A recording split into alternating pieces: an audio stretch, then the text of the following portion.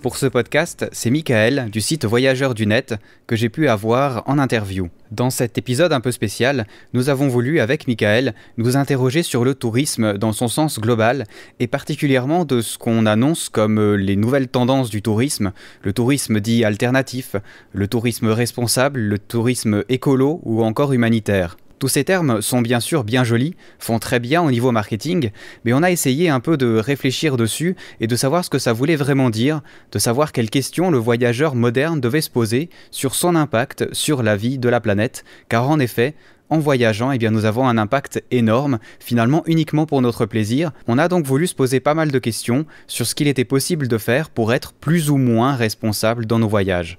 Loin de nous l'idée de juger les personnes ou de définir nous-mêmes ce qu'il y avait à faire pour les voyageurs, on a plutôt voulu poser des pistes de réflexion.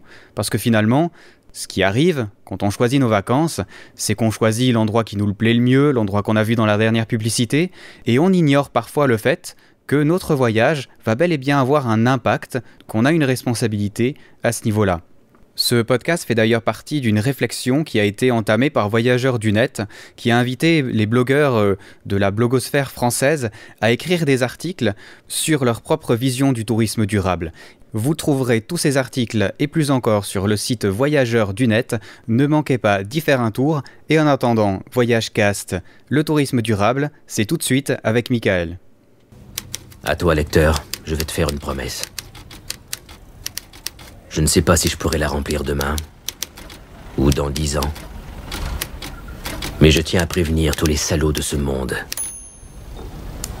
que je ne les tiens pas en très haute estime.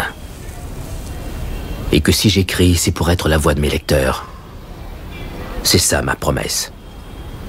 Et ma plume sera trempée dans la colère de la révolte. Bonjour et bienvenue sur VoyageCast, ici Jonathan, je suis accompagné de Michael. Salut Michael. Bonjour Jonathan. Alors, comment tu vas au Mexique ? Ma foi, je vais très bien, je vais à pied, je vais parfois aussi en bus. Et d'ailleurs, je prends le bus ce soir pour San Cristóbal de las Casas, puisque là je suis à la capitale, où j'ai passé 3 semaines. Voilà. Ok, génial. Alors on va apprendre un peu après, plus tard, pourquoi tu es là-bas et quels sont tes projets. On avait envie de parler dans cette émission du tourisme alternatif, du tourisme responsable, de définir quelques mots, ces mots qu'on utilise souvent, notamment dans les publicités, dans le marketing. Qu'est-ce que ça veut vraiment dire pour nous en tant que voyageurs, ces mots, et qu'est-ce que ça signifie ? Et on va essayer d'en parler ensemble. Alors, premier mot qu'on va essayer d'explorer, tourisme alternatif. C'est quoi, et surtout c'est quoi comparé au tourisme de masse ? Bon, le tourisme alternatif, pour l'instant, de toute façon, c'est un mot qui n'est pas non plus extrêmement usité. Pour nous, on en fait l'usage parce que ça nous a paru, disons, le terme le plus idoine pour, disons, définir notre démarche qui est assez large. Donc, tourisme alternatif, c'est naturellement alternatif à quoi ? C'est alternatif au tourisme de masse, donc à des forfaits all-inclusive, à des gens, disons, à des démarches qui consistent à aller s'enfermer dans un endroit finalement à l'abri de la population locale, à l'abri aussi de la misère et parfois de la dictature environnante, pour se dorer la pilule, se dorer la couenne tranquillement, sans finalement se poser de questions sur sa responsabilité. Alors c'est une responsabilité qui peut être, disons, politique. J'ai tendance à considérer qu'on ne peut pas être un individu complet sans avoir de responsabilité civique, c'est-à-dire sans se poser la question de son rapport à la communauté, finalement, à la communauté humaine. Dès lors, la majorité des gens qui vont, par exemple, à Benidorm ou à Cancun ou quand c'était le cas sous Ben Ali, dans des centres Club Med, par exemple, ils ne se rendent pas compte que les gens qui travaillent pour eux, qui les servent et qui paraissent si sympathiques sont souvent des gens exploités, qui n'ont pas la possibilité de se syndiquer, de se défendre, qui sont souvent mal payés, qui vivent probablement dans des endroits assez misérables. C'est le cas à Cancun, par exemple. Je le dis pour avoir lu là-dessus. Ne se pose pas de questions non plus sur l'impact environnemental de leur consommation, c'est-à-dire que quelqu'un qui vient passer 2 semaines ou 3 semaines dans une chambre d'hôtel consommera infiniment plus d'eau que la population environnante. C'est-à-dire que les conséquences peuvent être assez graves sur la destruction ou disons le tarissement phréatique. C'est sans compter également aussi la production de déchets qui est assez colossale. Je crois qu'à Cancun, J'ai lu que les 26 000 chambres d'hôtel produisaient la moitié des 750 000 tonnes de déchets produits par jour. C'est-à-dire que dans une ville qui fait, je crois, 600 000 habitants, on a 26 000 chambres d'hôtel qui produisent la moitié de ce que produit en déchets les 600 000 habitants.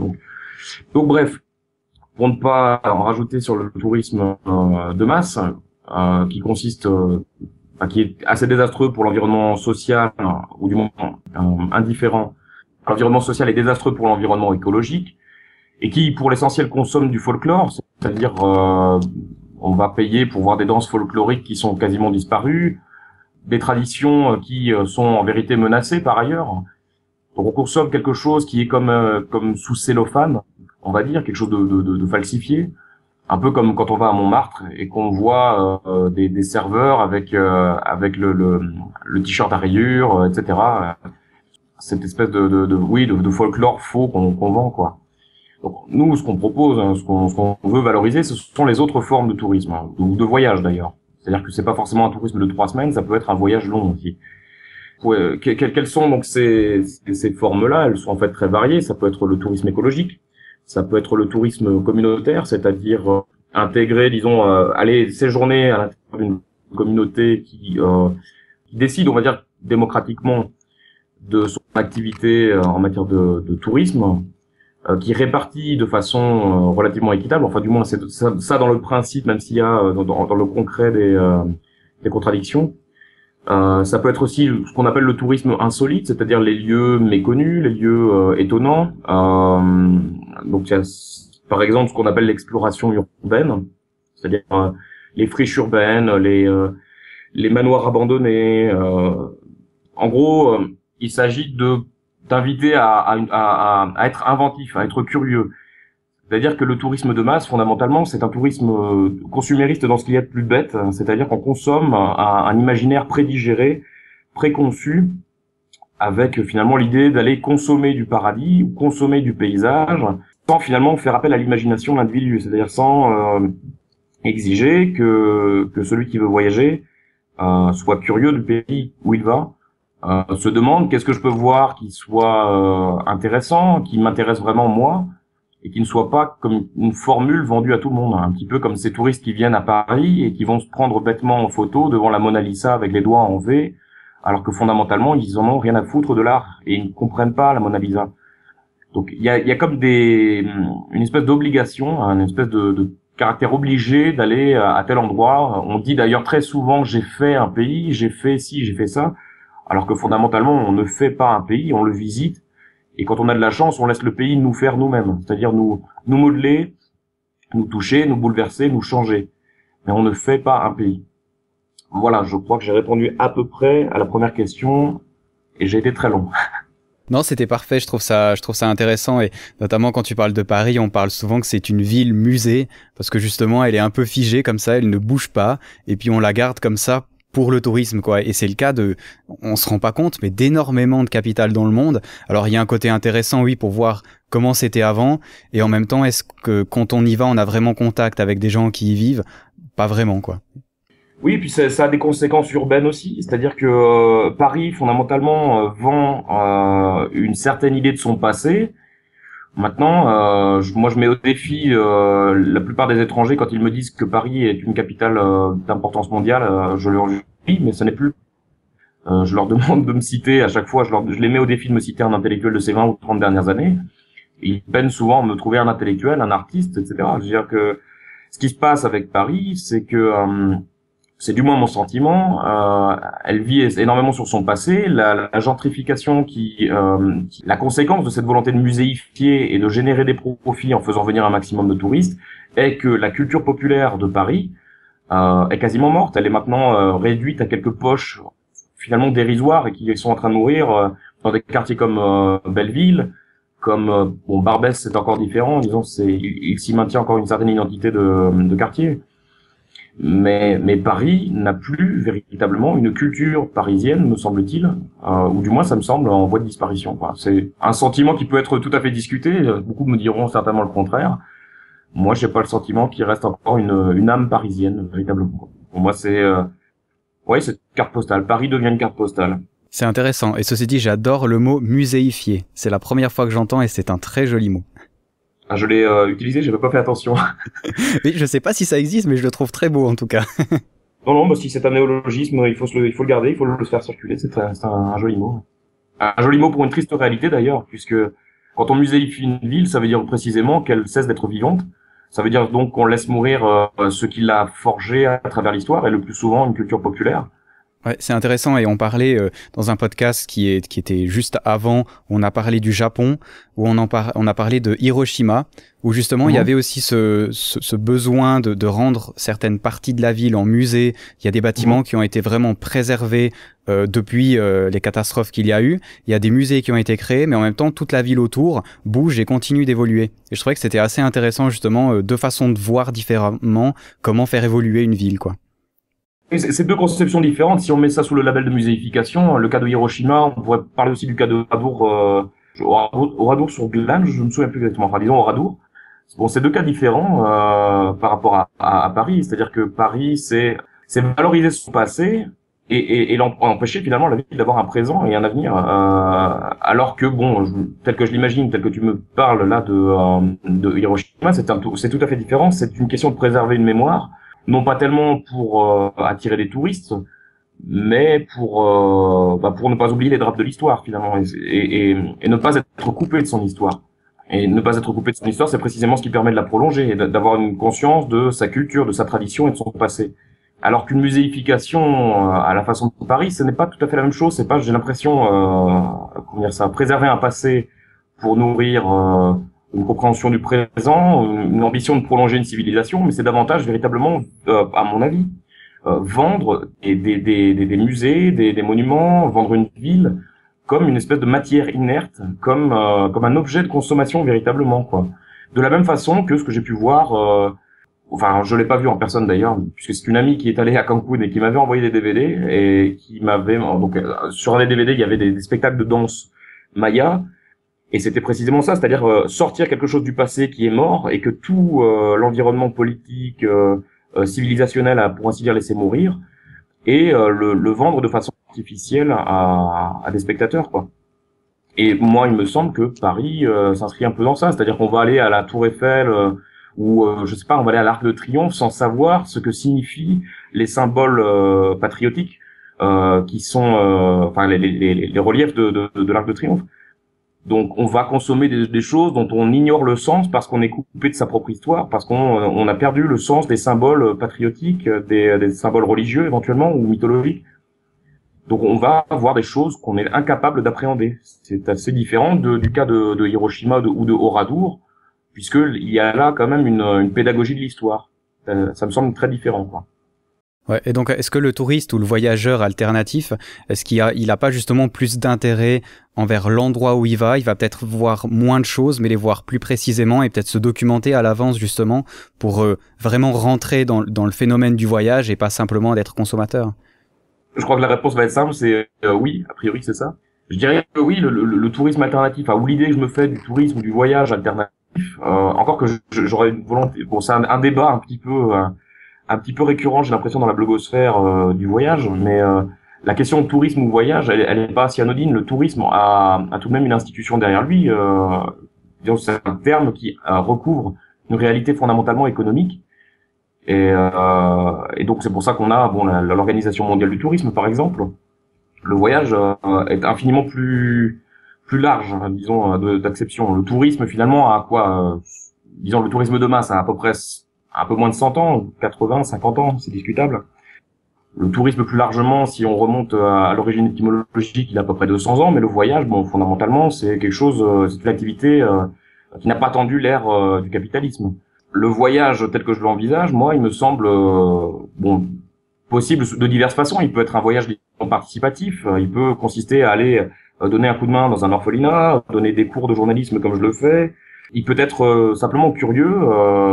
Il peut consister aussi à s'intégrer dans un endroit pendant plusieurs mois pour nouer des relations. Il peut être, disons, plus imaginatif. C'est la question fondamentale. C'est-à-dire que j'ai l'impression que ce qui génère le tourisme, c'est avant tout la frustration d'une vie qui est, pour ainsi dire, dédiée à la production une vie dédiée à des tâches répétitives et qui n'est pas gratifiante. Et plutôt que se révolter, disons, contre un système économique et politique, il est plus commode de consommer le week-end au centre commercial, de sortir au cinéma voir les films obligés, de consommer de la culture, de consommer des paysages et finalement de rester, à mon avis, quelque part un cerf du capital, quoi. Or, précisément, le capitalisme n'incite pas spécialement à l'intelligence, à l'imagination. Il faut dire aussi que plus on travaille, moins on est sollicité. Bon, c'est assez généraliste ce que je dis et on pourra toujours contester, me dire le contraire. Mais de mon expérience dans le monde du travail, a fortiori salarié, j'ai toujours eu le sentiment que ce qui était mobilisé, c'était, disons, quelques capacités. C'était comme si, finalement, j'étais amputé. On me demande de travailler seulement avec ma main droite alors que je peux faire des choses avec tout le reste de mon corps, et notamment imaginer, et notamment penser. Et il me semble que lorsqu'on consomme du Club Med, on ne se pose même pas la question de est-ce qu'il serait possible de voyager autrement? Est-ce que qu'est-ce que peut m'apporter le voyage? Qu'est-ce que moi je peux apporter en voyageant? On se dit simplement je vais acheter quelque chose clé en main. Et finalement c'est le symptomatique d'un manque d'imagination finalement assez généralisé et qui permet précisément de faire tourner la machine économique. C'est-à-dire que si on n'imagine pas, si on est incapable de construire, d'imaginer quelque chose de différent, qui soit peut-être soit moins cher, soit dans le meilleur des cas gratuit, on fait tourner précisément la machine économique. On va acheter tel service, on va acheter tel forfait tout inclus, et finalement avoir des comportements dont on ne se pose même pas la question des conséquences. Un comportement qu'on pourrait dire irresponsable, en fait, pulsionnel.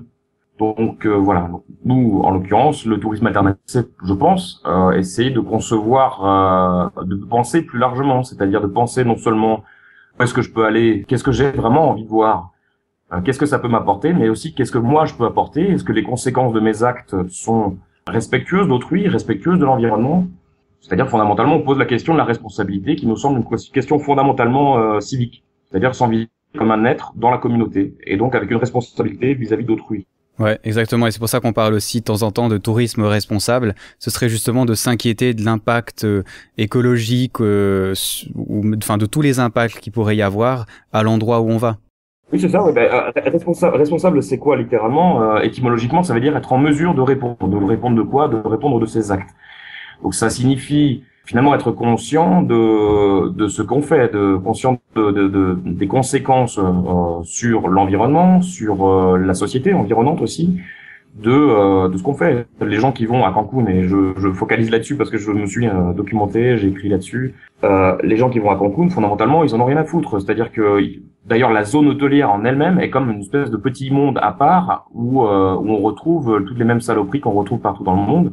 Les sempiternels Pizza Hut, Starbucks, McDonald's, Hard Rock Café.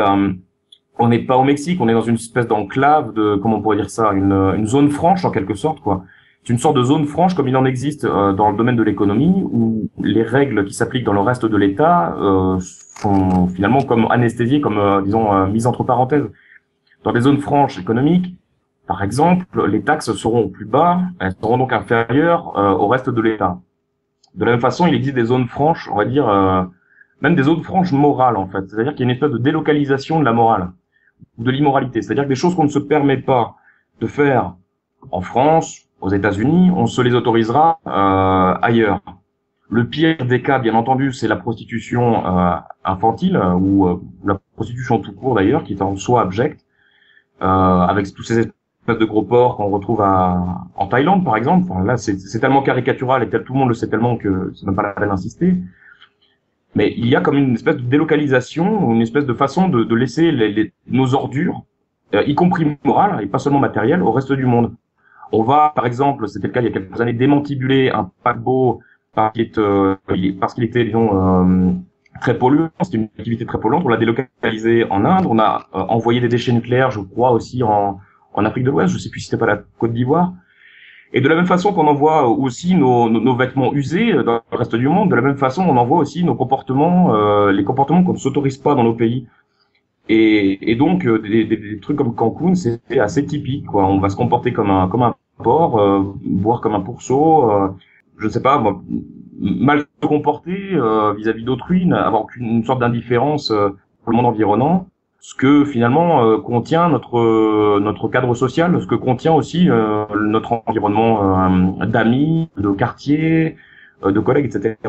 C'est-à-dire que grosso modo, on se met à part et on fait toute la merde qu'on ne s'autorise pas, un petit peu comme un gamin qui soudain pourrait laisser cours à tous ses caprices. Et j'appelle ça donc véritablement le tourisme irresponsable. C'est évident que le tourisme de masse favorise ce genre de comportement finalement très puéril, littéralement irresponsable. C'est-à-dire qu'on ne se pense pas comme un individu qui a des responsabilités vis-à-vis de la communauté humaine, mais on fait ce que bon nous semble. Et ça nous semble finalement logique. On se dit bon bah j'ai payé, je fais ce que je veux. Et c'est un effet, à mon sens, de cette mutation anthropologique vers le libéralisme, vers un libéralisme social et culturel, qui est à l'œuvre depuis au bas mot 30 ans, peut-être un peu plus, et qui a effectivement cet effet-là, et qui fait tout à fait le jeu du capitalisme, en l'occurrence. Voilà, capitalisme, je voulais d'ailleurs en parler pour le prochain point qui est l'écologie. Alors moi personnellement je travaille dans un secteur soi-disant écologique qui est celui du solaire et donc je suis bien placé pour savoir que c'est avant tout marketing. Et la question que je me suis posée sur l'écologie en voyage, c'est que bon, on sait très bien que le voyage en avion a peu de chances d'être écologique et en même temps la plupart des choses qui sont écologiques, des hôtels qui sont écologiques, il y en a aux Maldives par exemple, c'est des choses qui coûtent abominablement cher et qui sont clairement pas pour le voyageur normal, qui sont pour justement ceux qui, j'ai envie de dire, peuvent s'acheter le droit de dire oui, je suis très écolo dans mes voyages, mais absolument pas pour les voyageurs normaux. Alors, comment est-ce qu'on fait pour être écolo sans être riche finalement? C'est peut-être ça la question. Bon, alors je vais déjà commencer par revenir sur l'idée finalement qui est intéressante selon laquelle il faudrait être riche pour être écolo. Alors, c'est assez drôle parce que je me faisais une réflexion suite à une remarque qu'on a reçue sur Facebook il y a quelques jours.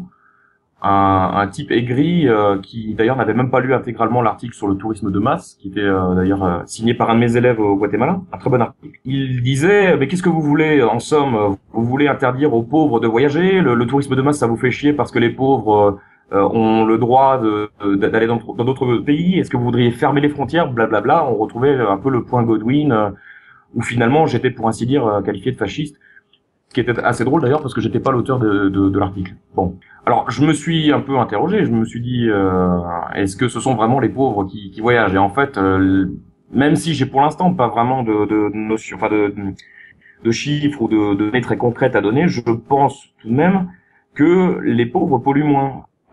Les pauvres, par exemple, ont tendance, quand ils ont la chance de pouvoir prendre des vacances, on va dire les prolétaires plutôt, ceux qui donc travaillent, encore que le mot prolétaire paraît un peu hors d'usage, puisque vu la destruction de l'industrie française. Mais bon, disons les prolétaires ou les classes populaires ont tendance, quand ils vont en voyage, à aller par exemple au camping. Je crois que la grande majorité ayant un complexe en ne parlant pas une langue étrangère s'abstient souvent d'aller à l'étranger. Je pense qu'on pourrait vérifier statistiquement, je n'ai pas de preuves pour l'instant mais je chercherai. On pourrait vérifier certainement que la majorité des classes populaires restent en France quand ils prennent des vacances. Alors quand ils prennent des vacances au camping, concrètement c'est quoi? Ben, écoute, grosso modo ils sont pas comme dans une chambre d'hôtel à pomper autant d'eau individuellement donc que dans un hôtel de luxe ou un hôtel tout court d'ailleurs, puisqu'ils ont des douches partagées, il y a donc la piscine est partagée de la même façon, c'est un lieu de convivialité aussi où l'on partage beaucoup. C'est intéressant sur le plan social, c'est-à-dire qu'on n'est pas dans des comportements individualistes comme le tourisme all inclusive dans les hôtels où chacun est dans sa chambre. Il y a cette façon de vivre en communauté, de tenir compte d'autrui.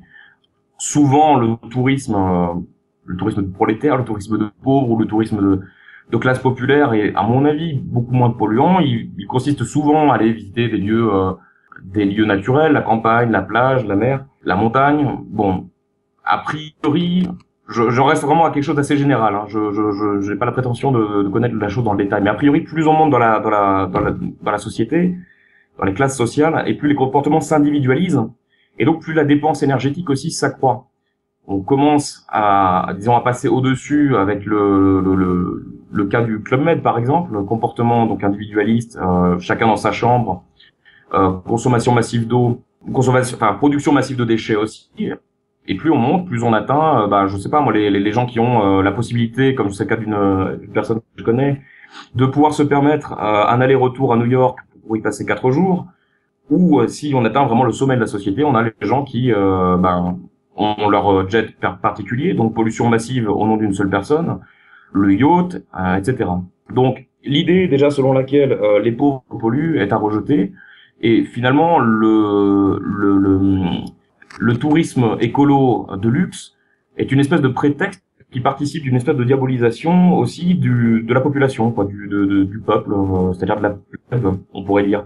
Et qui consiste à dire que finalement les gens les plus responsables, ce sont ceux qui décident, ceux qui ont l'argent, ceux qui sont des experts, ceux qui sont des winners, et que tous les autres finalement sont des gens répugnants à qui on ne devrait même pas laisser la parole et à qui on devrait finalement confisquer le droit de s'exprimer. Ce qu'on a vu d'ailleurs en France avec le référendum de 2005 qui donnait un nom au traité constitutionnel européen qui était soumis, vote sur lequel le Parlement français s'est assis en 2008 en disant rien à foutre, on fait passer notre truc.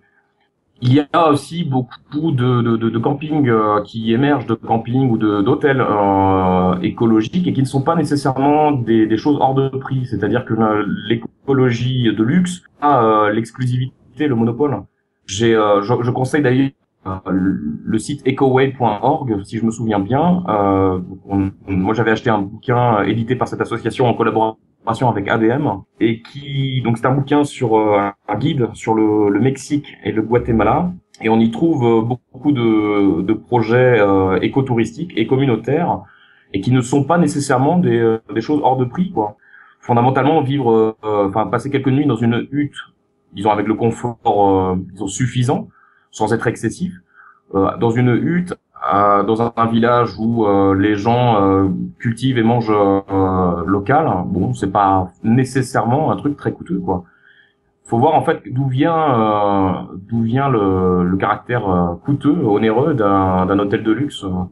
J'avais un exemple comme ça justement qui apparaissait dans le Ecoway. Ils avaient donné un carton rouge à un projet dans le Petén, c'est-à-dire dans le nord du Guatemala, dans la jungle, où il était question de construire un hôtel de luxe au milieu de la jungle auquel ces riches accéderaient en jet.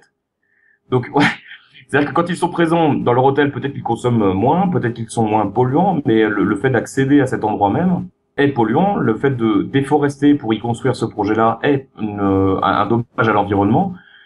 Donc, quand on parle d'écologie de luxe, d'écotourisme de luxe, il faut en questionner, disons, l'environnement, quoi. Il faut en questionner tout ce qu'il y a autour. Il me semble que ça ressort un peu de nos discussions, que on a presque tendance à privilégier plus les petits acteurs locaux que les grandes firmes ou les grandes choses. En fait, le mieux pour être responsable et écolo, ça pourrait être de voyager dans un pays avec son sac à dos, en utilisant des transports en commun, et puis justement en privilégiant les endroits où on voit que c'est sympa et puis que ça a l'air respectueux. Est-ce que c'est ça le voyage responsable ou pas? Oui, si, je suis d'accord avec toi. Déjà, l'idée de consommer local, elle est très importante. Bon, le truc typique, puisque je parlais de Cancun et je vais revenir là-dessus, mais Cancun en tant que symptôme, pas spécialement parce que ce lieu me plaît en particulier. Quand on achète un forfait all-inclusive, généralement, c'est même pas généralement, c'est en fait comme ça que ça fonctionne. La majorité de ce qu'on y achète, la majorité du prix, disons, ce qu'il inclut, est reversé en fait dans le pays d'origine. Si je suis français, j'achète un forfait au Club Med, ça va bénéficier d'abord à Air France pour le vol que je vais y acheter, ensuite au Club Med pour le forfait all inclusive, donc à la compagnie française, donc aux employés français. Une fois sur place, il ne reste finalement quelque chose comme, je crois, il ne reste plus que 30 ou 20% du prix de ce que j'ai acheté, du forfait, et qui se dispatche comment? Qui se dispatche généralement avec des produits d'importation que j'y achète, des sodas, je sais pas moi, des barres chocolatées, peut-être même des fruits, des légumes qui sont importés dans les cas dans la restauration de ces enclaves Club Med. Et grosso modo, en fait, les locaux ne bénéficient finalement que très marginalement, parfois avec des salaires, mais des salaires très médiocres, ne bénéficient que très marginalement en fait de cet achat. Ce qui fait que donc nous qui préconisons plutôt un tourisme alternatif, nous avons tendance à plutôt pratiquer, à nous rendre sur le marché tout bêtement, de la même façon qu'on le fait en France, plutôt que dans les grandes surfaces. De toute façon, c'est plus cher. Sur les marchés, on a tendance à préférer évidemment les transports en commun que prennent les gens ordinaires, quoi, et non pas forcément les grosses compagnies de bus. Bon, même si je cache pas que dans certains cas, pour les très longs trajets, c'est quand même plus confortable quand on a 12 heures de route à faire. Enfin, grosso modo, le choix consiste effectivement à privilégier des dépenses de choses produites localement, quoi.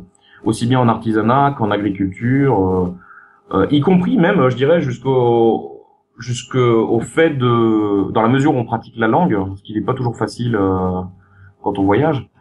Bon, là, c'est le cas en Amérique latine pour ce qui me concerne. Bon, on préfère engager un guide local, même s'il parle espagnol, et d'ailleurs c'est même tant mieux pour ce qui me concerne, plutôt que de faire appel à quelqu'un qui soit parle français, soit qui est français ou francophone.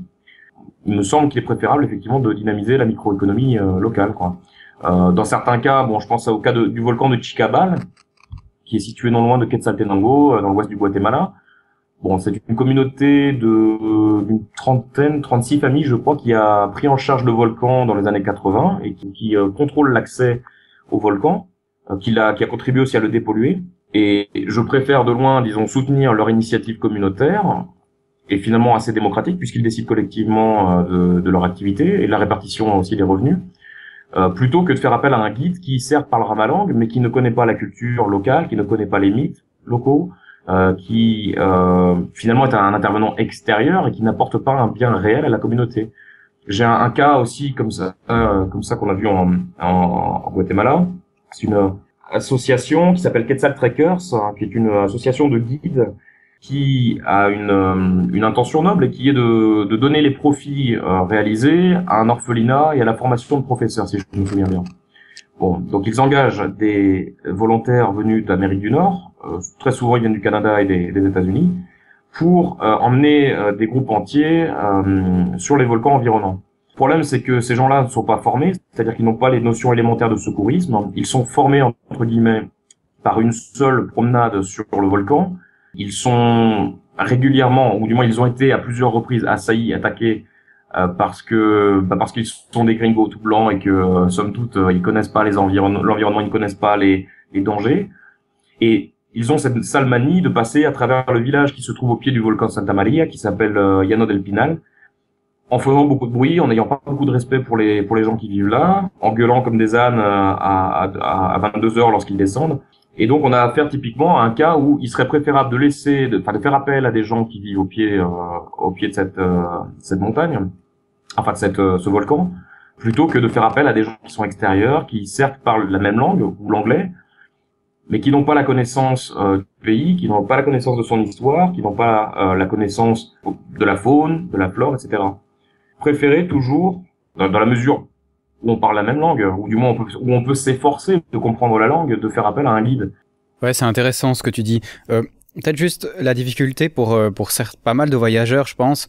Moi, j'ai pas vraiment peur de partir avec mon sac à dos dans un pays inconnu en me disant je vais trouver des gens qui vont pouvoir m'aider là-bas, je vais pouvoir trouver des guides locaux. Mais comment fait quelqu'un de, on va dire, normal, qui est pas forcément à l'aise avec le voyage, pour rencontrer ces agences-là? Parce que moi, j'ai vu un autre problème, en fait, c'est que il y a des gens qui font les intermédiaires entre ici et là-bas, mais ces intermédiaires-là se font... il y a des mauvaises expressions qui me viennent dans la tête. Oui, se font de l'argent finalement sur ces locaux qui, eux, n'ont pas vraiment la possibilité de se faire connaître sur Internet notamment. Alors comment est-ce qu'on fait en tant que voyageur pour connaître ces organisations locales qui effectivement ont un meilleur service et promulguent le local plutôt que les agences ici? C'est la difficulté à laquelle on se retrouve quand précisément on est un touriste, c'est-à-dire quand on a un temps limité. On a 3 semaines, on veut faire le Guatemala, comme on dit, c'est-à-dire le visiter, mais on n'a pas nécessairement le temps de s'immerger dans un endroit pour être mis en relation avec les bonnes personnes, etc. Donc finalement, on est tenu de faire confiance à telle ou telle agence. Alors bon, il y a des agences qui ont des comportements responsables, ont un label qui les soutient, qui certifie la qualité de leur travail, le fait que, en somme, leurs guides sont bien rémunérés, etc. C'est d'ailleurs ce genre d'agence qu'on a vocation, nous, à mettre en avant sur Voyageurs du Net. Mais dans l'idéal, je reste attaché à l'idée que le voyage n'est profitable que s'il est durable, s'il est disons inscrits dans la durée longue. Donc, ça consiste d'abord, à mon avis, à pouvoir s'immerger dans un endroit, y rester 1 mois, 2 mois, 3 mois, pour pouvoir y tisser des relations, pour pouvoir se renseigner aussi sur la réalité de l'activité touristique. Après, bon, je peux comprendre aussi que les gens qui voyagent n'ont pas forcément envie de s'emmerder toujours à comprendre les coulisses du tourisme. Il est vrai que pratiquer un tourisme vraiment responsable, on va dire même fanatiquement responsable, ce serait quand même une chose finalement assez épuisante et décourageante, et il serait préférable de rester à la maison plutôt que de s'emmerder à aller chercher à chaque fois ce qu'il y a derrière. Le truc, c'est que les agences locales sont pas forcément plus défendables que les agences d'ici, et même dans certains cas, je préfère promouvoir des agences françaises qui ont des comportements, disons, responsables, à encourager, à inciter, plutôt que certaines agences locales. Le cas typique, c'est que j'ai rencontré au Guatemala deux guides qui étaient des gens donc très compétents, qui parlaient dans certains cas une ou deux langues étrangères. Donc des gens très formés, qui connaissent bien la montagne, qui connaissent la faune, qui connaissent la flore, l'histoire du pays, tout ça. Donc en somme des gens compétents qui théoriquement devraient être bien rémunérés. C'était pas le cas. Ils ont une agence qui s'appelle, si je me souviens bien, Adrénaline à Tours, mais je voudrais pas faire une erreur, donc je l'affirme pas fortement, disons. En tout cas, il y avait une agence locale qui donc faisait appel à eux et qui les payait une misère. C'est-à-dire, dans certains cas, il leur arrivait d'aller emmener des touristes gratuitement dans la montagne.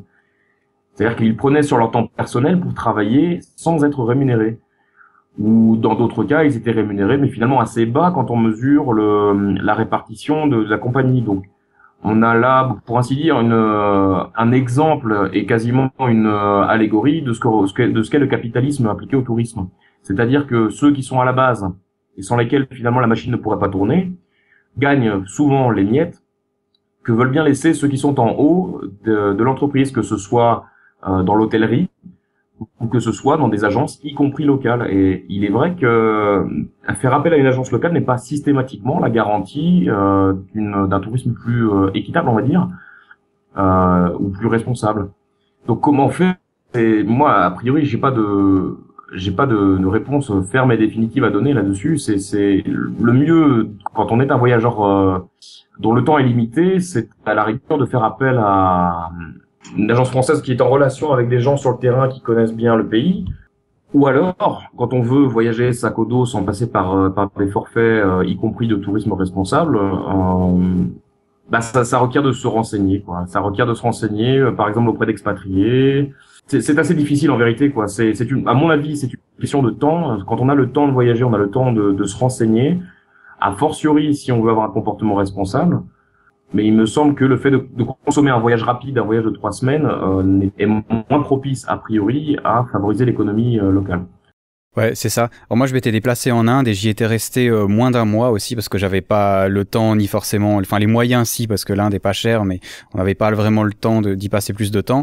Et ce que j'avais bien aimé, c'était dans l'Himalaya, on cherchait justement une agence pour faire une ascension quelques jours dans l'Himalaya. Et ce que j'avais trouvé super sympa, c'est qu'on avait payé à l'agence, justement, je me rappelle plus combien d'argent, il y avait le guide qui était avec nous et ils ont donné directement devant nous l'argent au guide, justement pour montrer une certaine transparence. Et l'agence, c'est clair, elle s'est retenue un petit peu d'argent parce que ils organisaient quand même, voilà, le guide, la nourriture et le matériel. Mais je trouvais ça génial parce que du coup, on se dit bon au moins j'ai pas arnaqué le guide qui va m'emmener dans l'Himalaya. Et je trouvais ça sympa. C'est peut-être pas possible partout, mais c'est sympa. Et surtout celui qui prend le plus de risques en vérité, quoi. C'est ça qui est terrible. Dans le cas du Guatemala, ce sont des guides qui parfois ont été attaqués avec leur groupe ou qui tout simplement prennent le risque de, je ne sais pas moi, un tremblement de terre ou que quelqu'un se casse la gueule et il se casse la jambe. Il y a tous ces paramètres-là à prendre en compte. Un guide qui est formé là-bas par formation des pompiers, si je me souviens bien, qui était cofinancé par l'Office du tourisme local, et qui nous disait que dans l'idéal, un guide ne devrait pas amener plus de 3 personnes. Parce que pour des raisons de sécurité, si quelqu'un se casse la jambe, ça pose ou si 2 personnes par exemple ont un accident, il faut pouvoir les déplacer. Donc imaginez quand un guide amène parce que c'est supérieur, parce que son entreprise veut faire du chiffre, quand il amène 10 à 15 personnes, parfois davantage, c'est en fait assez irresponsable de la part de ses supérieurs. Ouais, c'est intéressant. Enfin voilà un peu nos réflexions sur le local. On voit que il y a pas vraiment de solution facile à mettre en œuvre, mais qu'avec des efforts, je pense qu'on peut quand même au moins améliorer un peu le truc. Alors, je voulais parler d'un autre aspect peut-être, c'est le contact avec la population en lui-même, parce que là aussi dans le tourisme, il y a du très beau comme du horrible. Et justement, contact avec la population, on en parlait avant, c'est justement parler avec les gens, quand on va boire un verre, parler avec les gens, essayer d'apprendre comment les gens sont. Ben, il y a un autre aspect du tourisme qui est celui de se dire, comme on le disait un peu avant d'enregistrer, je vais en Afrique, je vais dans une tribu perdue et puis je me fais une photo avec un homme tout nu avec un pagne pour montrer à mes potes, regardez, j'ai fait des photos avec un vrai sauvage. Et c'est un côté du tourisme que je trouve absolument détestable. Alors justement, quelle est la bonne façon de faire aussi si on veut être responsable, toujours en sachant que voilà, il n'y a pas de solution miracle? Bon, c'est une question à tiroir parce que il y a plusieurs aspects là-dedans. Alors bon, moi, ce que je peux dire dans un premier temps, c'est que ceux que je suis amené à fréquenter le plus souvent quand je suis en voyage, ce sont quand même les classes moyennes, éduquées, parfois capables de parler une langue étrangère. Alors c'est pas parce que je souhaite particulièrement rencontrer ces gens-là plutôt que les classes populaires, c'est que finalement certains ponts culturels peuvent exister et qui ont trait finalement à une mentalité qui peut être parfois plus libérale, plus ouverte. C'est-à-dire qu'il est peut-être plus difficile parfois de tisser une relation d'amitié avec des personnes qui sont peut-être plus traditionnelles.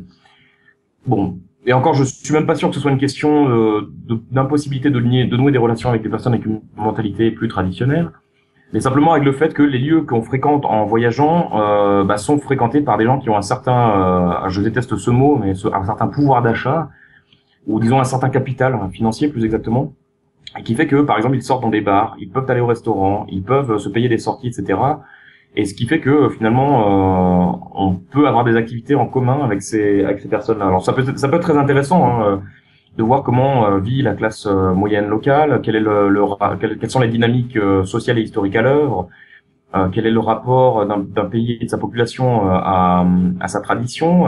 Là, je vois par exemple au Mexique, il y a cette tension que j'avais, ou au Guatemala d'ailleurs, cette tension que j'avais vue aussi en Palestine entre un désir finalement très légitime de conserver ces traditions et en même temps cette volonté de se libérer de ce qu'elle peut avoir parfois de carcan. Alors ça m'amène justement à cette question que tu m'as posée tout à l'heure avant qu'on commence à enregistrer sur le mot authentique, parce que c'est un truc qui me fait beaucoup rire, que j'ai beaucoup lu ou entendu dans la bouche des voyageurs. C'est leur désir d'authenticité qui est assez comique, c'est-à-dire que finalement c'est une superficialité, on va dire ils ont eux au moins du respect pour leurs anciens. Eux au moins ils laissent pas mourir les gens dans la rue, etc. Enfin, disons toutes ces choses là qui sont un petit peu la première impression très positive qu'on peut avoir dans un pays où on se dit c'est pas comme chez nous. Le problème c'est qu'on ne voit pas le revers. Quand on se dit ils ne laissent pas mourir leurs vieux, par exemple, c'est que il y a une solidarité familiale qui effectivement a été corrodée en Europe par l'effet de la libéralisation culturelle. Mais l'effet négatif, ou l'aspect négatif, le versant négatif, c'est aussi le contrôle social. C'est l'esprit on va dire l'esprit de clocher, mais disons l'esprit de surveillance les uns des autres. On ne permettra pas à la liberté d'un individu de s'exprimer aussi fortement que chez nous. Ce qui d'ailleurs n'est pas non plus, ce qui n'est pas de mauvaise chose dans l'absolu, mais souvent c'est un contrôle social qui retombe essentiellement sur les femmes.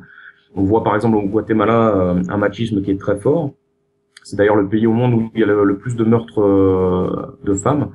Donc le caractère, le mot authenticité fait beaucoup rire, quoi. C'est-à-dire que c'est quelque chose qui relève, pour ainsi dire, du mythe du bon sauvage finalement, vu à la sauce 21e siècle. On espère toujours que l'herbe soit plus verte ailleurs. Et quand on veut voir quelque chose, on trouvera forcément des éléments dans la réalité qui vont nous le confirmer. Et je pense qu'il y a une vraie superficialité chez les voyageurs rapides qui parleraient d'authenticité dans un pays sans mesurer que les conséquences, ils ne voudraient pas les embrasser. De la même façon que il y a un exotisme chez des personnes qui veulent aller consommer du spirituel en Inde ou je ne sais où, et qui sont fondamentalement des hippies imbéciles parce que ils vont consommer finalement une spiritualité ou disons des coutumes religieuses dont ils ne prennent que les formes extérieures, c'est-à-dire qu'ils ne vont pas embrasser totalement cette culture avec toutes ses contraintes, ils ne vont pas faire l'effort de longue patience d'une initiation chamanique, ils vont préférer aller passer 2-3 semaines dans un ashram et se dire voilà, je me sens libéré de je ne sais quoi, et finalement c'est un exotisme imbécile. Ouais, ça me fait penser ce que tu disais sur la religion, justement. C'était avec Bernard Pichon, avec qui on a fait 2 podcasts, qui avait dit que un de ses amis, je sais plus quoi, avait été en Inde et avait lu des trucs du Dalai Lama, et que le Dalai Lama avait dit, ben voilà, il faut être respectueux avec tout le monde et aimer tout le monde. Et lui, il était revenu complètement changé de ça. Et puis, il lui avait dit, ouais, mais enfin, qu'est-ce qu'il y a d'extraordinaire là-dedans, et pourquoi est-ce que tu t'extasies et t'aurais pas pu le découvrir ici, quoi. Enfin, après, c'est vrai que chacun a ses propres voies de découverte de la religion, de la spiritualité ou de la culture, mais c'est vrai que des fois, c'est étonnant et ça fait un peu partie de la consommation aussi. C'est peut-être aussi... Fondamentalement, c'est ça. C'est-à-dire que l'attitude, elle est celle d'une espèce de consommation facile où on ne prend que des signes extérieurs. On va s'intéresser à telle ou telle pratique, certes, mais une religion, si on veut véritablement l'embrasser dans une perspective authentiquement mystique, bah ça nécessite une immersion, ça nécessite des efforts longs et patients et difficiles qui n'ont rien à voir avec cette espèce de culture New Age de consommation fondamentalement c'est une sorte de supermarché des croyances, quoi, et qui est d'autant plus comique que souvent on s'aperçoit que des personnes vont chercher dans des cultures exotiques. Alors je dis pas exotique péjorativement, je dis que dans leur tête finalement il y a une certaine idée d'exotisme des cultures étrangères et lointaines, qui est une façon aussi de se détourner finalement de sa culture qu'on méconnaît et que donc on méprise. C'est-à-dire que on trouve ces messages fondamentaux d'amour et de générosité et de bienveillance et d'effort dans le message christique fondamentalement. On a peut-être oublié le plus fondamental, mais c'est que derrière l'Église chrétienne, il y a aussi des valeurs, il y a toute une histoire, il y a des symboles, il y a disons une mystique, des mystiques européennes aussi qui, à mon avis, n'ont pas, on a tort de les déprécier au profit d'autres mystiques qui sont sans rapport avec nos cadres de mentalité. On ne peut pas se déculturer, c'est ça ce que je pense. On peut avoir du respect, on peut avoir aussi des influences, accepter des influences de cultures étrangères. Mais se déculturer est une chose absolument impossible. On a des cadres de pensée qui sont des cadres de pensée européens dont on ne peut pas se défaire totalement ou seulement au prix d'une longue initiation, de très patients efforts. Or, cette espèce de façon de consommer de la spiritualité n'est qu'une espèce de façon de ne pas vouloir connaître sa culture, de ne pas vouloir s'accepter finalement, accepter l'histoire de ceux qui sont venus avant. Et cela a finalement à voir avec aussi cette espèce de d'une certaine façon avec le libéralisme, avec la perte la dépréciation, on va dire, des racines, de l'ancrage, de l'histoire culturelle, et dont on se dit souvent qu'elle est pourrie, en ne voyant que le verre à moitié vide. Ouais, c'est intéressant. Ça fait partie de beaucoup de choses. J'ai l'impression qu'en fait on discute aussi pas mal du voyageur en lui-même qui est vraiment ce voyageur en fait. Et c'est vrai que il y a beaucoup de blogs qui parlent différence entre tourisme et voyage, et pour moi le touriste, je vois plus le côté consommateur, et pour moi le voyageur c'est le voyageur qui a dans Jules Verne un peu, c'est le voyageur qui veut découvrir, c'est le voyageur qui s'intéresse à des choses impossibles, c'est le voyageur un peu comme on a ces vieux journalistes qui ont voyagé à l'ancienne et qui faisaient aussi un temps immense pour rapporter des reportages du fin fond de je sais pas où. Mais c'est vrai que c'est pas donné à tout le monde, et on a le problème dans notre monde actuel, c'est que on n'a pas le temps, quoi. La chose n'est pas une fatalité, c'est-à-dire que quand on dit on n'a pas le temps, il faut bien mesurer ce que ça induit. C'est-à-dire que beaucoup de gens vont dire oui, j'ai pas le temps, je peux pas, j'ai une maison à payer, etc. Mais tout ça, ce sont des choix de vie. C'est-à-dire que fondamentalement, le mode de vie consumériste et salarial, on l'accepte ou on ne l'accepte pas. Et ne pas l'accepter, c'est précisément quelque chose d'extrêmement difficile aussi. Donc, la question du temps, c'est pas comme s'il y avait une espèce de fatalité tombée du ciel. C'est qu'il y a quand même un environnement anthropologique, économique, politique, qui font que un certain mode de vie est considéré comme normal, et que il est difficile de sortir de ce cadre-là et d'estimer légitime de finalement pouvoir vivre plus humblement, en travaillant moins peut-être, en gagnant moins par conséquent, mais aussi de fait en ayant, en devant être plus original, plus imaginatif. Je pense que le cas le mode de vie de gens insérés dans la permaculture ou les décroissants, ce sont des modes de vie plus imaginatifs, plus communautaires, où évidemment on gagne moins, mais où de fait les besoins sont moins nombreux ou sont différents. On aura là, je sais pas, des personnes qui sont capables de fabriquer leur savon, de fabriquer des confitures de je ne sais quoi, de produits dont on ignore même qu'ils peuvent se manger parce qu'on a l'habitude d'aller au centre commercial et de bouffer sans cesse les mêmes 5 types de pommes alors qu'il y en a des centaines. Ça, fondamentalement, le tourisme, le fait touristique a à voir avec l'organisation du travail telle qu'elle est, avec le salariat, et à moindre mesure, enfin, quoique, non, avec le capitalisme aussi. Même si le tourisme existait, si je me trompe pas, dans les nomenclaturas des pays de l'Est, donc dits soi-disant communistes. La question du manque de temps, fondamentalement, c'est pas un absolu, c'est pas une vérité quasi divine. C'est que quand on n'a pas le temps, c'est que précisément on n'accepte pas de faire les efforts pour avoir du temps, pour finalement se réaccaparer sa propre vie. Et je sais que dire comme ça paraît presque un discours un peu, comment dirais-je, discours de petit con qui sait tout.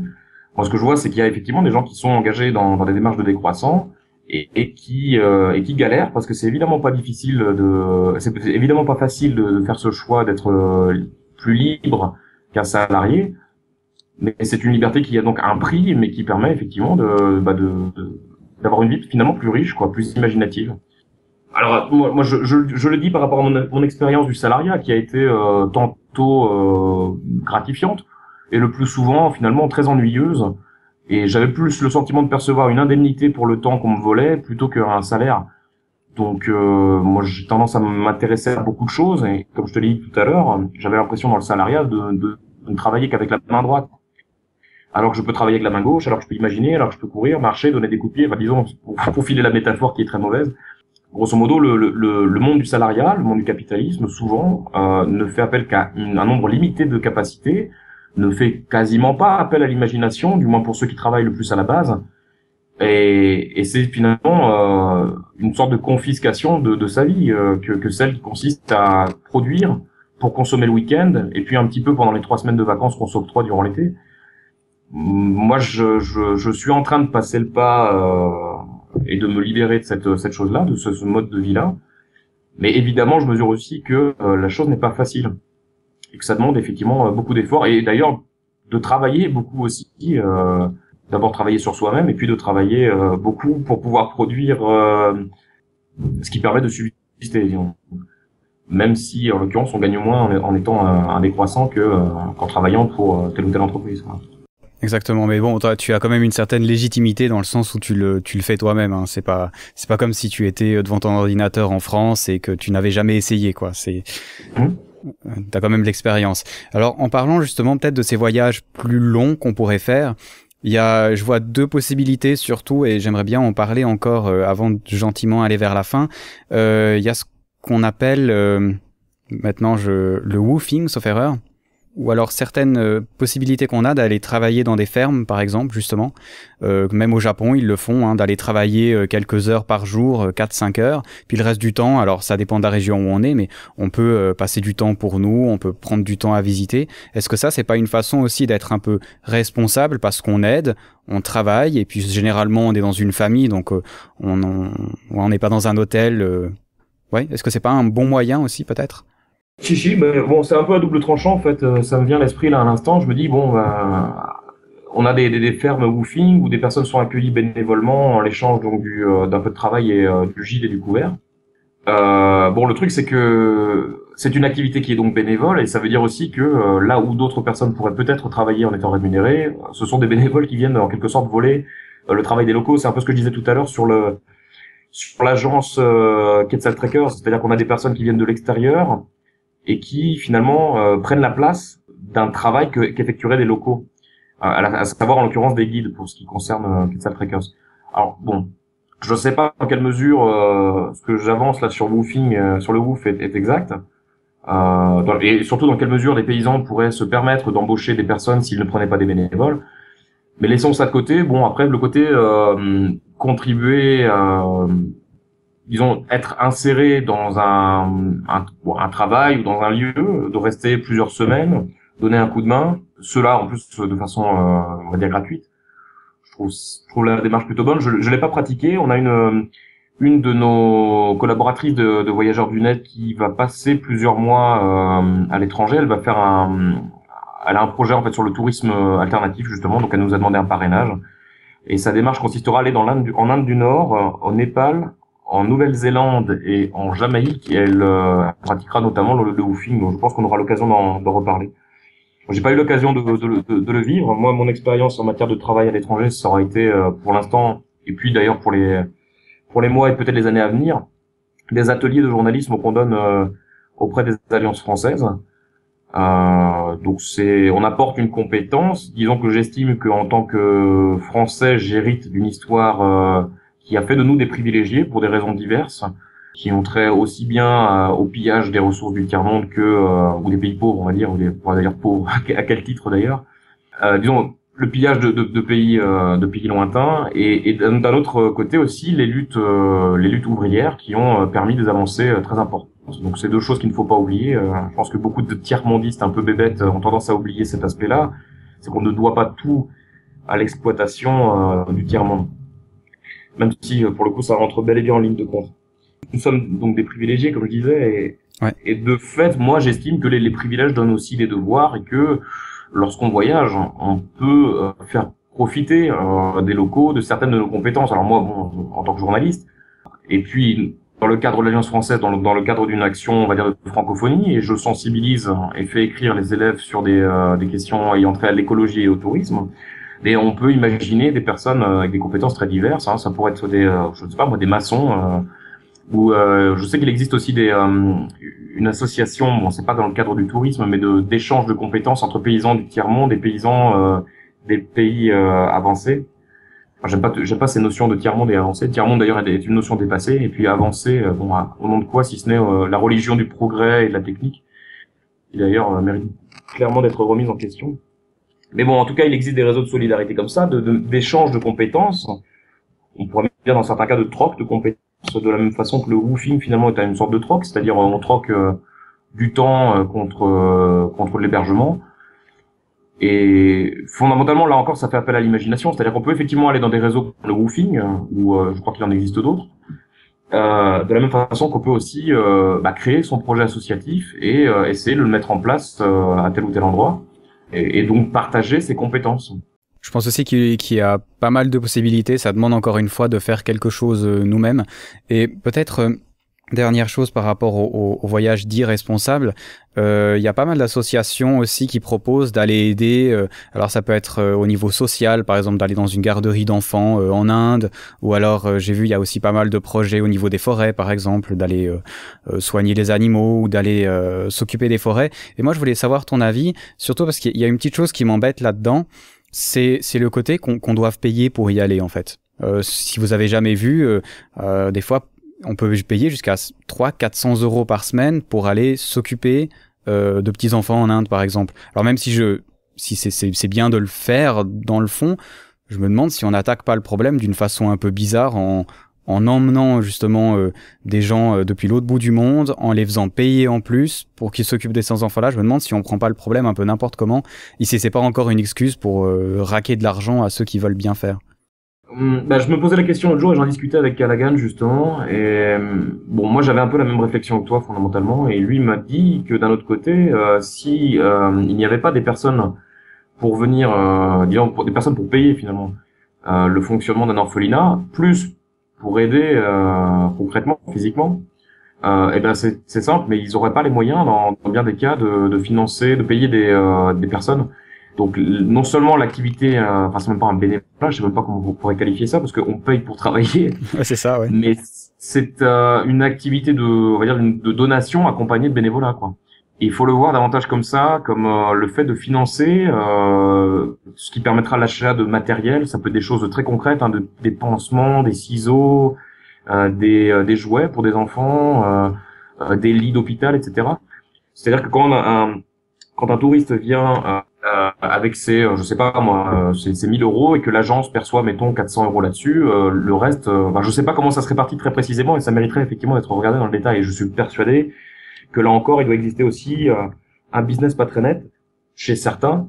Je pense que dans tout domaine, y compris dans ce qu'on appelle le greenwashing ou le prétexte vert écologique, on trouvera partout des gens qui vont labelliser de l'équitable, de l'écologique, du participatif, du solidaire et se faire de la maille dessus de façon assez odieuse finalement. Mais je pense pas que ce soit forcément le cas de la majorité et je pense qu'on peut réfléchir à la chose comme étant une donation d'abord qui permet à un endroit qui ne marcherait pas sinon parce à faute d'argent qui lui permet de fonctionner. Callaghan a eu cette expérience-là, il me disait, dans un orphelinat où il a donné des cours de maths. C'était donc au Kenya, à Nairobi. Et régulièrement, il donnait un peu d'argent pour financer telle ou telle chose, parce que sinon, ça marcherait pas. Donc, est-ce qu'il est préférable de laisser une absence totale de structure, là où l'État ne fait rien, et donc de laisser, je sais pas moi, des enfants, soit dans la rue, soit, en tout cas dans la merde, des enfants orphelins abandonnés dans la rue, ou est-ce qu'il est préférable d'encourager des initiatives qui sont, moi, je trouve assez courageuses de la part des personnes qui y vont, parce que bon, payer pour travailler, c'est quand même, moi, c'est quelque chose que je ferais pas. Donc, a fortiori sur un temps de vacances, c'est-à-dire que des personnes qui travaillent toute l'année, qui en plus vont payer, je sais pas, 1000 euros pour aller en Inde, aider pendant 3 semaines dans un orphelinat, je trouve ça assez noble comme démarche. Maintenant, bon, je me répète un peu, j'ai pas de réponse définitive sur la question. Je pense que ça mériterait d'être analysé plus en détail. Et on trouvera certainement là-dedans des choses très nobles et des choses aussi très abjectes. Ouais, mais c'est un point de vue intéressant, assez équilibré. C'est vrai que d'un côté, c'est peut-être pas la solution la meilleure ni la plus idéale. C'est vrai que d'un côté, ouais, pourquoi pas. Effectivement, pourquoi pas, c'est pas bête. Alors justement, en parlant d'initiatives intéressantes, on va parler un peu de Voyageurs du Net quand même, parce que c'est toi qui l'as créé avec Callaghan. Qu'est-ce que c'est? Est-ce que ça se mange? Est-ce que c'est gratuit? Explique-nous un peu pourquoi tu as créé ça. On a créé ça parce que tout simplement on a le goût du voyage, que on a le goût d'un voyage un peu plus imaginatif et plus propice à la rencontre que le tourisme de masse donc. C'est un projet qui allait de pair aussi avec les ateliers de journalisme, puisqu'on se posait la question à un moment de comment voyager et comment voyager en immersion. Parce que moi j'avais une expérience, on va dire, fondatrice ou fondamentale, qui était celle de la Palestine, où je suis allé pendant 2 mois et demi à l'été 2004. Et l'immersion, le fait d'être dans un lieu, en l'occurrence c'était à Bethléem, du moins à côté de Bethléem, dans le camp de Dahiche. On avait réalisé en fait avec une amie des ateliers de vidéos avec des adolescents du camp de réfugiés. Et c'est quelque chose qui m'avait beaucoup plu. On avait fait beaucoup de rencontres, on avait beaucoup appris finalement sur la société, chose qu'on n'aurait pas vu si on avait été d'un point à l'autre comme des touristes. Et cette expérience-là, moi, m'a beaucoup marqué, m'a donné envie de réitérer le même type de rapport, c'est-à-dire un rapport d'enseignement d'un côté, c'est-à-dire je donne quelque chose. Et en retour, je reçois aussi beaucoup de choses, c'est-à-dire ça peut être aussi bien des rencontres qui vont m'apprendre des choses que des rencontres qui vont, on va dire, tourner à l'amitié. Le fait d'être dans un lieu, de faire des excursions à partir de ce même endroit et d'y revenir, c'est en fait infiniment plus propice aux rencontres et finalement un voyage qui est assez profitable. Donc ça, c'était la raison pour laquelle on a créé les ateliers de journalisme. Et d'un autre côté, on voulait créer effectivement un blog en commun sur le voyage. Et c'est celui sur lequel d'ailleurs on a diffusé les articles des élèves réalisés lors des ateliers. Et donc ce site a vocation à défendre les formes de tourisme alternatif, c'est-à-dire aussi bien communautaire, donc avec si possible une réflexion un peu politique derrière, c'est-à-dire que fondamentalement ce qu'on voit du moins la possibilité qu'ouvre le fonctionnement communautaire, c'est celui d'une organisation autonome, c'est-à-dire de gens qui décident de la répartition des revenus qu'ils génèrent. Alors ça c'est dans l'idéal parce que toutes les communautés ne fonctionnent pas comme ça et certaines dépendent de donations, d'ONG, etc. Donc le tourisme communautaire, le tourisme écolo, et là encore ça appelle aussi des précisions, c'est-à-dire quel type de tourisme écologique, parce que on peut vendre de l'écologie en disant ce sont des lieux naturels et donc c'est du tourisme écologique, comme on peut estimer que le tourisme écologique a aussi un devoir de pédagogie, un devoir de conservation. Donc on essaie de promouvoir cette forme de tourisme. On a parlé par exemple la lagune de Ventanilla, qui est située sur la côte de Oaxaca au Mexique, et où la communauté, un petit village d'une centaine d'habitants, si je me souviens bien, amène donc vit déjà exclusivement du tourisme, ce qui est assez exceptionnel, je crois, et qui donc amène des touristes à visiter en barque la lagune où il y a des crocodiles, des oiseaux de mer. Enfin, c'est un lieu vraiment magnifique que je recommande d'ailleurs beaucoup à tous ceux qui auront la chance d'aller à Oaxaca. Et donc le tourisme insolite également. Le tourisme insolite, comme je le disais tout à l'heure, ce sont des lieux méconnus, des lieux abandonnés, des endroits étranges, des musées méconnus. Par exemple, quand je parle de curiosité, c'est très concrètement que je peux donner l'exemple de Paris, où beaucoup de musées sont méconnus des Parisiens même, et qui méritent pourtant d'être visités. Il y a le musée de la magie et des automates, par exemple, situé dans le quartier Saint-Paul, et qui est un petit musée très intéressant. Bon, il y a plein d'autres musées à Paris quand on veut être un peu curieux et visiter Paris autrement qu'en allant, je dirais bêtement, devant la Tour Eiffel ou devant la Mona Lisa avec les doigts en V. On peut visiter un Paris alternatif, quoi. Donc je crois que j'ai fait à peu près le tour. J'ai dit mon communautaire, écologique, insolite. Et puis voilà, l'idée est promouvoir aussi, et ça c'est quelque chose que je souhaite affirmer de plus en plus, promouvoir un regard, on va dire, critique, un regard analytique, responsable, conscient, civique sur le monde du tourisme, et sur finalement inviter chacun à réfléchir sur les conséquences de ses actes. Et c'est pour ça qu'on a publié des articles critiques, que ce soit sur Cancun, je l'ai pas publié chez nous, je l'ai publié sur rajmac.fr, qui est un autre site auquel je collabore. On a publié en revanche récemment un article de Ede, qui est une blogueuse, qui a écrit un article sur le tourisme de masse au Pérou, qui a d'ailleurs provoqué des débats assez intéressants. On a publié sur le tourisme de masse un article d'un de nos élèves. Un autre de nos élèves au Guatemala avait écrit un article très intéressant sur le tourisme de la pauvreté. C'est un phénomène que je connaissais pas. Tourisme des bidonvilles, avec un regard critique assez intéressant. On a publié, je crois, sur la Thaïlande, le tourisme de masse en Thaïlande. Il y a un prochain article encore sur les full moon parties en Thaïlande également. Donc voilà, on essaye tout de même de ne pas non plus tomber dans l'excès de critiques négatives. Mais ça peut représenter peut-être un 5e de nos publications. L'essentiel étant tout de même d'inviter, de montrer les alternatives positives. Non pas seulement de critiquer ce qui va pas, mais de montrer comment il est possible de voyager autrement. Voilà. Donc d'inciter finalement à la curiosité et à l'imagination. J'ai beaucoup aimé ton article sur la Thaïlande, celui qu'il y a sur Voyageurs du Net, sur la Thaïlande.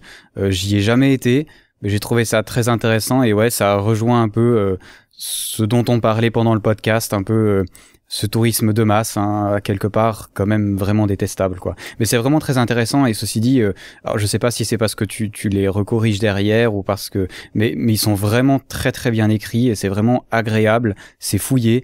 J'ai presque envie de dire, à quelque part, c'est pas forcément du blogging, c'est plus écrit, franchement, je lirais ça dans le journal sans aucun problème. Oui, c'est-à-dire que j'ai l'ambition de publier des articles qui soient quand même de qualité. Alors après, je suis pas non plus exigeant au point de ne prendre que des articles, disons, strictement, techniquement, journalistiques. On reste un blog. Et puis moi, c'est-à-dire que les règles du journalisme, en vérité, moi, je les ai jamais appliquées avec rigueur, hein. C'est-à-dire que je suis journaliste, mais j'ai eu la chance de travailler essentiellement sur des sites internet où j'ai souvent eu la liberté d'écrire aussi long et aussi avec le style qui me convient, disons.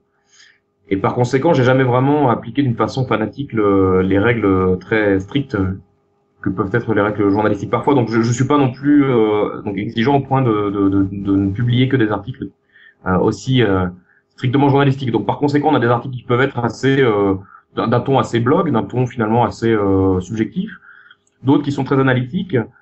C'est aussi parce que j'exige pour le coup qu'il y ait quand même un fond, c'est-à-dire que il m'est arrivé plusieurs fois de refuser des articles dont j'estimais qu'ils auraient pu être écrits à partir de Wikipédia ou qu'ils manquaient de fond. Là, il y en a un article par exemple dont je ne sais que faire pour l'instant parce qu'on m'a envoyé quelque chose qui est fondamentalement bâclé et que j'ai aucune envie de publier tel quel. Donc ça nécessite parfois effectivement des corrections, de la réécriture, mais je dois dire que quand même globalement, aussi bien les élèves des ateliers de journalisme au Guatemala que nos contributeurs blogueurs me surprennent positivement le plus souvent. Ouais. On a des articles effectivement de qualité. J'espère qu'on continuera dans ce sens-là, parce que je pense qu'il en va de notre crédibilité. On peut pas non plus laisser publier tout et n'importe quoi. Je sais que certains blogueurs professionnels sont parfois assez peu scrupuleux et publient des articles parce qu'ils ont besoin de faire du remplissage ou parce que ça leur rapporte de l'argent et non pas parce qu'ils ont une exigence de qualité. Or, moi, je n'ai pas envie de brader la qualité pour du remplissage ou pour de l'argent. Il nous est d'ailleurs arrivé récemment de refuser des propositions commerciales parce qu'elles étaient complètement en contravention avec nos valeurs. Ouais, ben c'est justement ça que je trouve intéressant et c'est pour ça que j'aime bien lire ces articles-là, justement, une autre façon d'écrire et puis oui, justement, quelque chose de qui fait pro, quoi. Vraiment, vraiment intéressant. Alors là, on a parlé du côté un peu consommateur sur ton site, mais ce serait dommage de rester sur le côté consommateur vu qu'on a dit pendant tout le podcast qu'il fallait être acteur. Comment est-ce qu'on peut faire, alors même pas forcément en tant que blogueur, comment est-ce qu'on peut faire pour contribuer un peu pour vous aider finalement dans ce projet que je trouve intéressant et je suis certainement pas le seul à trouver intéressant. Alors, je pense qu'il faut nous signer un gros chèque. Ah, mais bonne idée. Un jacuzzi et se faire une belle piscine, un beau jacuzzi de billets verts. Non, je pense que les contributions, elles peuvent se faire de façon très différente. Ça peut être faire circuler les articles, tout simplement, c'est-à-dire élargir le lectorat. C'est-à-dire quand on aime un article, eh bien essayer de le faire lire à d'autres. Ça peut être aussi, et ça c'est plus intéressant, c'est le fait de commenter, le fait de participer à la discussion, c'est le fait d'apporter des éléments, de contester aussi parfois, ça nous permet aussi de douter, de progresser. Le fait d'apporter des éléments, que ce soit des anecdotes, que ce soit des données statistiques, peu importe, mais en tout cas apporter du contenu dans les commentaires du site, ça peut être toujours très très enrichissant. Une autre possibilité, c'est encore que l'on soit blogueur ou qu'on ne soit pas d'ailleurs, d'écrire pour le site.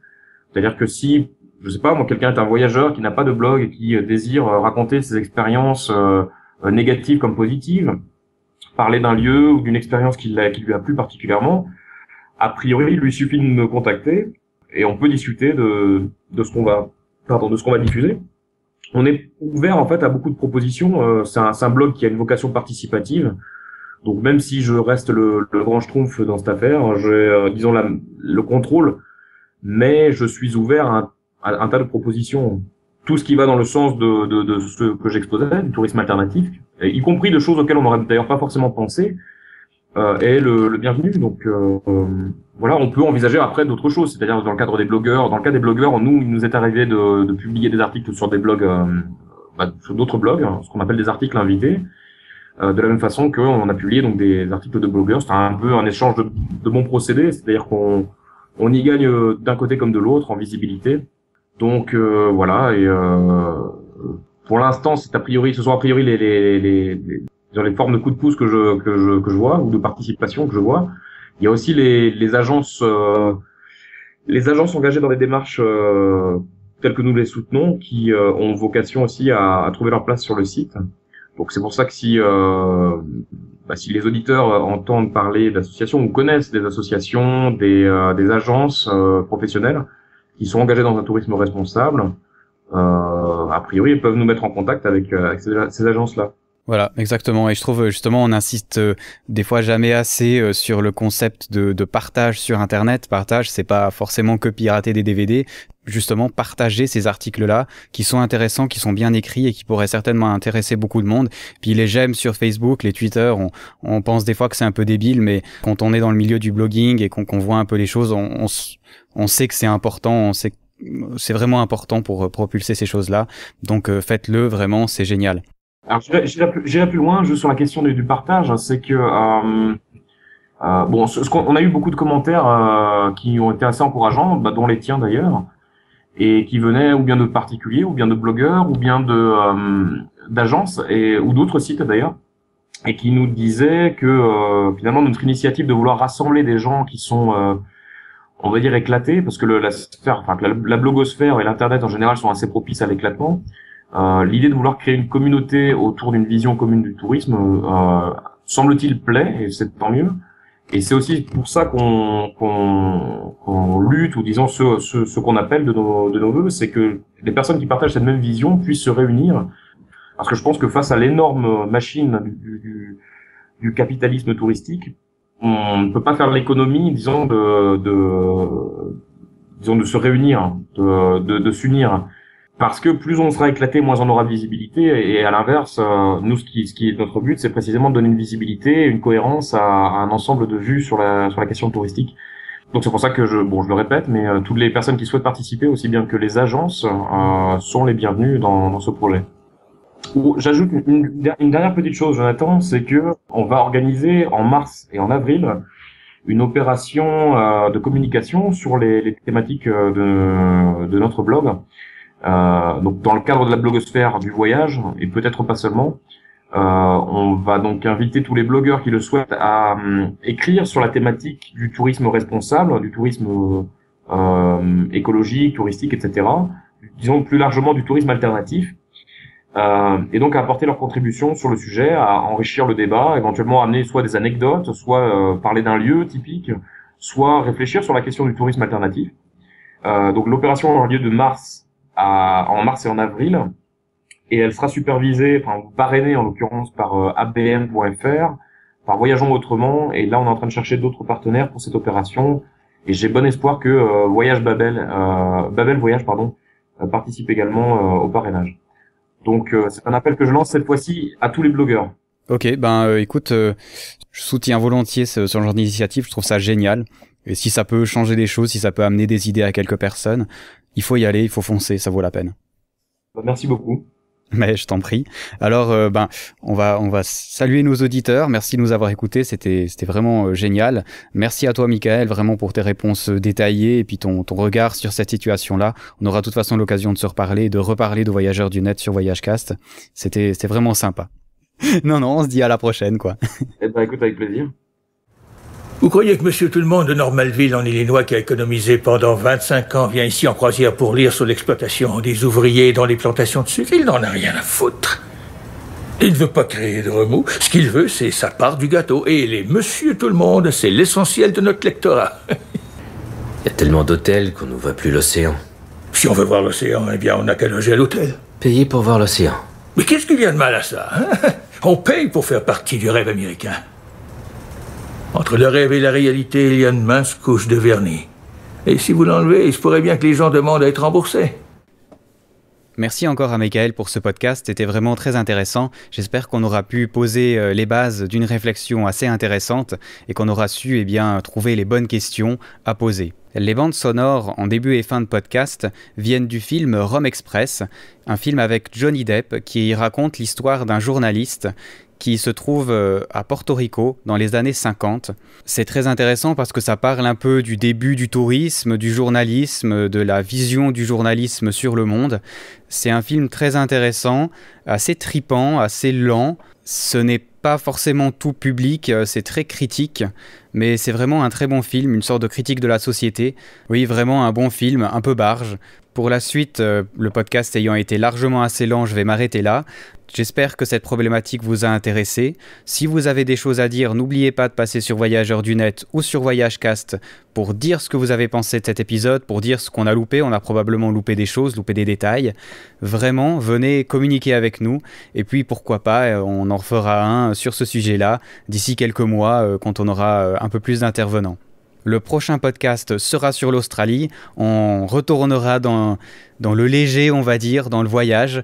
Mais je pense que c'est parfois utile d'avoir des épisodes légèrement plus sérieux avec des problématiques un peu plus grandes. Mais c'est aussi des questions qu'on doit se poser en tant que voyageur et je trouve normal de les aborder de temps à autre sur VoyageCast. Alors, à dans 2 semaines et à ciao, bonsoir. Je serais curieux de savoir ce que tu penses de nos mondes respectifs. Il m'a regardé de côté et m'a dit « Vous, les êtres humains, vous êtes les seules créatures sur Terre qui se réclament d'un Dieu. Et pourtant, vous êtes les seuls êtres vivants qui se conduisent comme si Dieu n'existait pas. Vous faites comme si le monde n'appartenait qu'à vous. » Et quand le crustacé m'a dit ça, ça m'a bouleversé. Non pas à cause de la nature de mon interlocuteur, mais parce que j'avais enfin compris le rapport qui existe entre les enfants qui cherchent de la nourriture dans les poubelles et les belles plaques étincelantes vissées sur la porte d'entrée des banques.